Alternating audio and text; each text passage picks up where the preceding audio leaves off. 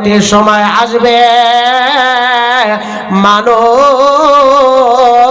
টাকার এত অধিকার হয়ে যাবে, এতটাই টাকা বেড়ে যাবে, যাকাত দেওয়ার জন্য, সাদকা খয়রাত করার জন্য বস্তাতে টাকা ভরে ভরে পিঠের মধ্যে নিয়ে, পিঠের মধ্যে পুটলি বেঁধে রাস্তা দিয়ে ঘুরে বেড়াবে আর বলবে আমি কাকে সাদকা দিব, কাকে যাকাত প্রদান করব।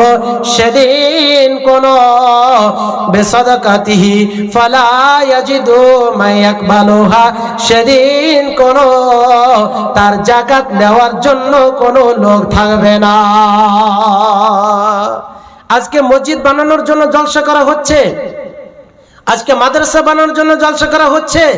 এমন একটি টাইম আসবে মসজিদ আর হবে না, মাদ্রাসার হবে না, আপনাদেরকে দিতে হবে না।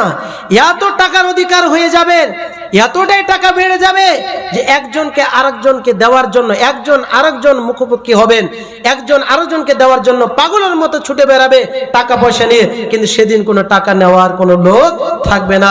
কিন্তু এখনো সময় আছে ভাই। জেসারর টলা আজকে যে উদ্দেশ্য করে নিয়ে জলসা ইনায়েত করা হয়েছে, বন্ধু আমার ভাইরা, শেষ রাত্রিতে অনেক কিছু বললাম। জাহান্নামের আগুন থেকে কারা কারা বাঁচতে চান একটু হাত তোলেন ভাই, যেনারা আছেন একটু হাত করেন, হাত তোলেন, দয়া করে আল্লাহকে দেখান, আল্লাহকে রাজি খুশি করার জন্য 500 করে ভাই, 5টি লোক আমি দেখতে চাই। শেষ রাত্রিতে আপনার দান কবুল হবে।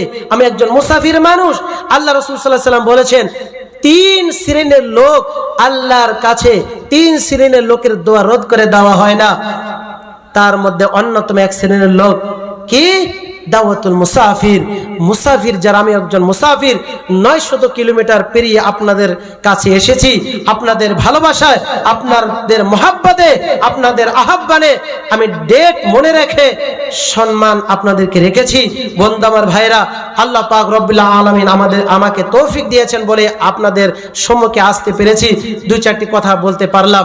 বন্ধু আমার ভাইরা, তো মুসাফিরের দোয়া রদ করে দেওয়া হয় না। 5টি লোক 500 করে ভাই এই শেষ রাতিতে কে আছেন ভাই দেখাবেন ইনশাআল্লাহ। আল্লাহকে রাজি খুশি করার জন্য মা বাবা চলে গিয়েছে, আত্মীয় স্বজন চলে গিয়েছে, দাদার জন্য, খালার জন্য, নানির জন্য, পিতামাতার জন্য, নিজের স্ত্রীর জন্য। যে স্ত্রী চলে গিয়েছেন, হতভাগা মা, হতভাগা বাবা কবরে আছে, অন্ধকার কবরে আছে, যেখানে কোনো বাতি নেই, যেখানে কোনো সাথী নেই, সেই কবরে তো অন্ধকার কবরেতে পড়ে আছে। জানি না সেই বাবা মার সাথে কি ব্যবহার হচ্ছে, সে বাবা মা কোথায় আছে, জাহান্নামে না জান্নাতে।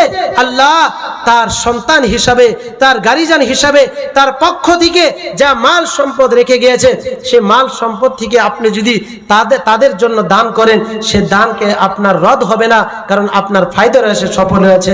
একজন চাচা পেয়ে গেলাম 500 টাকা দান করলো, নারে তাকবীর লিল্লাহি।